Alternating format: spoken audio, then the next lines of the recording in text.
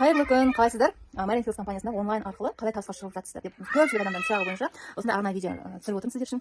Яғни үйде отырған декреттегі ана қалай табыс табады? Қолында телефоны бар, и оның қалай табысқа шығып жатыр, ол жалпы не істеп жатыр, соның бәрін қазір сол видеода көрсететін боламын сіздерге. Арнайы сіздер үшін.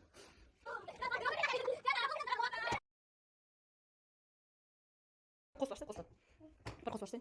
Қазір біз күніне кіреді, барлығы башаң. Ол жақ полный жаңағы ойыншықтарын әкеліп тағы да басқасын шашады. Ол жақ біз жауып қоямыз, болды, осылар ойнап жүреді. Бүкіл стенап жасайды, біз кәдімгі жұмыс істеп жатқан кезде ойнап істеп тастайды. Сурет салады, есе шығарады, өйтіп білгендерін істеп қоймын. Төрт бұрыштың бәрін жазып тастаған ғой. Сурет салады, ол жаққа полный кіргізіп қаламын десем, мен жұмысымды істеп болып, тамағым полный піскенде бірақ шығарамын дейді, кірсем осындай болады. Есеп шығарады.